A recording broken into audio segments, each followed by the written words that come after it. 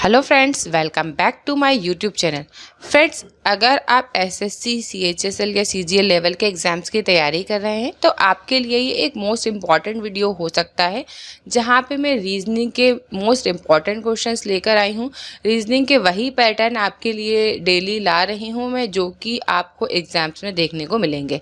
चाहे एसएससी हो या कोई भी गवर्नमेंट एग्ज़ाम्स हो, आपको पता ही होगा कि रीजनिंग के क्वेश्चन आपको हर एग्ज़ाम्स में देखने को मिलेंगे ही मिलेंगे।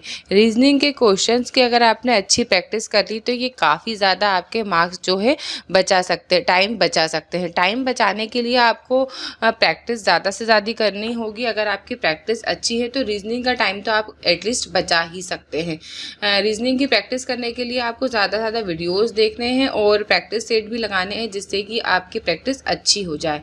स्टार्ट करने से पहले अगर आपने चैनल को सब्सक्राइब नहीं किया है तो चैनल को सब्सक्राइब कर लीजिए और बेल आइकन को भी प्रेस कर लीजिएगा, जिससे जो भी न्यू वीडियो मैं डालूंगी उसका नोटिफिकेशन आपको मिल जाएगा। स्टार्ट करते हैं क्वेश्चन नंबर फर्स्ट से।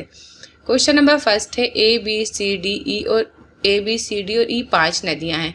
तो ये 5 डिजिट आपको दे दिए हैं और फिर बाद में बताया है कि कौन किससे लंबा कौन किससे छोटा है। इस तरीके को करने का वैसे तो और अच्छा फॉर्मूला है, लेकिन मैं बहुत इजी तरीके से आपको बताऊंगी, जिससे कि कोई भी जो भी बिगनर्स भी हैं जिनको रीजनिंग बिल्कुल नहीं आती है वो भी इजीली कर पाएंगे। कैसा करना है, अपन को ए बी से छोटी है तो बी को ले लीजिए ऊपर और ए को ले लीजिए नीचे, यहाँ कहीं भी। इतनी लाइन पूरी हो गई। मगर ई से लंबी है कौन? ए।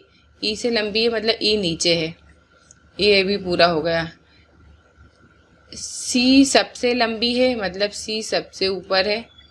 डी बी से बहुत छोटी है, डी बहुत से छोटी है मतलब यहाँ कहीं होगी डी।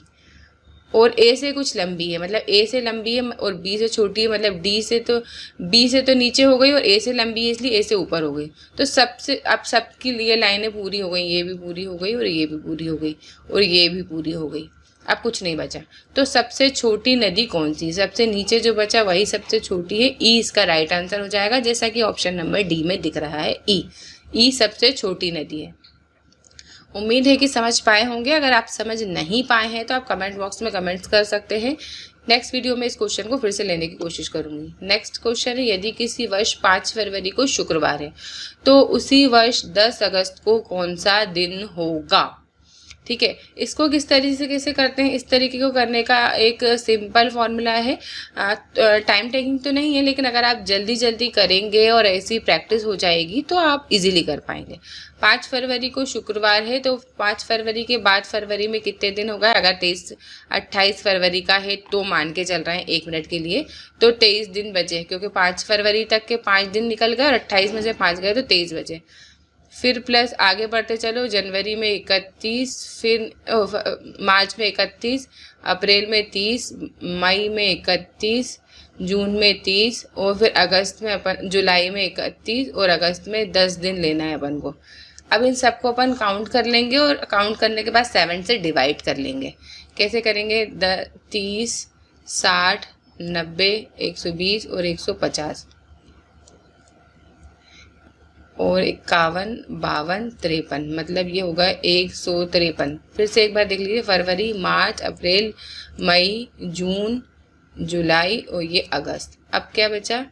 फिर ये 23 और फिर ये 10। अब इसे काउंट कर लीजिए, 6, 7 और 1 8 और ये 1। अब इसको करेंगे अपन 7 से डिवाइड। 7 2 जा 14, 4 इधर चला गया और 42, मतलब अपना ये अपन को सिर्फ ये देखना है कि बचा कितना 4। अब अपन को क्या करना है, इस शुक्रवार से अपन को पहले 4 आगे करना है। क्या हो गया? शुक्रवार के बाद शनिवार, रविवार, मंगलवार, बुधवार या मंगलवार राइट आंसर होगा। क्यों? क्योंकि अगर फरवरी का महीना अपन ने 28 दिन का काउंट करा है, अगर 29 दिन का हो गया तो फिर मंगलवार भी हो सकता है। इसी तरीके से बुधवार या मंगलवार इसका राइट आंसर हो जाएगा। अगर वो इस क्वेश्चन में बोलते कि कौन से ईयर भी बताते तो ईयर के हिसाब से अपन काउंट करके इसे सॉल्व कर लेते, लेकिन अपन ने साधारण वर्ष लेके पहले इसे सॉल्व करा और फिर उसके बाद लीप ईयर को जोड़ के बता दिया। लीप ईयर होता तो मंगलवार आता, लीप ईयर नहीं होता तो बुधवार आता।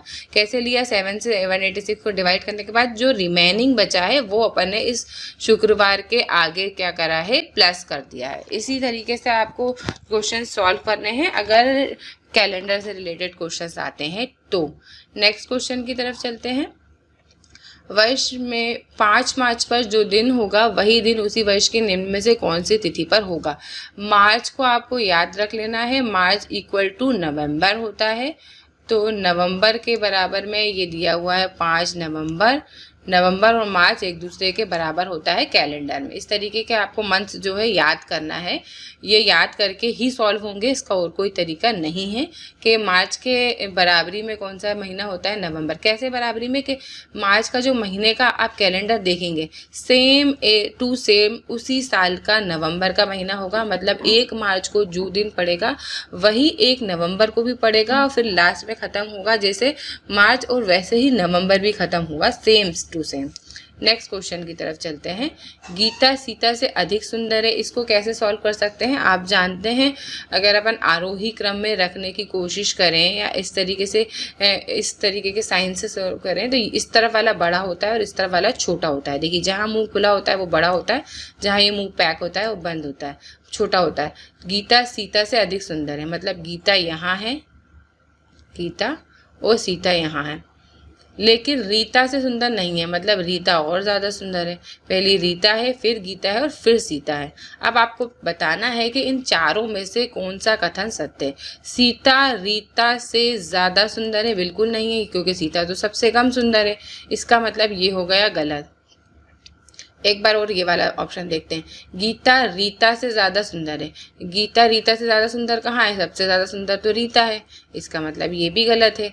फिर रीता गीता जितनी सुंदर नहीं है, ये भी गलत है। क्यों नहीं है गीता जितनी सुंदर, वो तो सबसे ज़्यादा सुंदर है, इसका मतलब ये भी गलत है। अब देखिए ऑप्शन नंबर 2 राइट आंसर है। कैसे है, सीता गीता जितनी सुंदर नहीं है। हाँ नहीं है, क्योंकि गीता ज़्यादा सुंदर है और सीता कम सुंदर है, तो जो सीता है वे गीता जितनी सुंदर नहीं है, तो ऑप्शन नंबर 2 इसका राइट आंसर हो जाएगा। नेक्स्ट क्वेश्चन की तरफ चलते हैं। नेक्स्ट क्वेश्चन है, निम्नलिखित 5 में से 4 किसी प्रकार समान है, इसलिए उनका एक समूह बनता है, वह कौन सा है जो इस समूह में नहीं आता है। गुलाब, कमल, चमेली और गेंदा। अगर ऐसे देखा जाए तो ये चारों ही फ्लावर्स हैं। तो ये फ्लावर्स जो हैं, इसमें से अगर कमल की बात की जाए तो ये कमल 2 तरीके से अलग हो सकता है। आपको तो सिर्फ अलग बताना है, कमल ही इसका राइट आंसर हो जाएगा। 2 बातें हो सकती हैं। पहली बात तो ये हो सकती है कि ये तीनों ही मिट्टी में लगते हैं और कमल जो है कीचड़ में लगता है, तो एक तो ये उसकी वजह से अलग हो जाएगा। और ये जो राष्ट्रीय पुष्प है हमारे देश का, तो इस वजह से भी ये अलग हो गया। तो ये 2 तरीके से अलग हो रहा है और ऑप्शन नंबर बी ही इसका राइट आंसर हो जाएगा। फ्रेंड्स, इस वीडियो के इंपॉर्टेंट क्वेश्चंस कंप्लीट हो चुके हैं। छोटे छोटे वीडियोस का बनाने का यही रीज़न है कि वही क्वेश्चन आप 2 बार करके देखें, जिससे कि उसी टाइप के क्वेश्चंस अगर आपके एग्जाम्स में आते हैं तो आप सही सही टिक करके आएँ। फ्रेंड्स, चैनल पर नए हैं तो चैनल को सब्सक्राइब कर लीजिए। वीडियो पसंद आया है तो वीडियो को लाइक कीजिए, कुछ ना कुछ कमेंट्स ज़रूर कीजिए।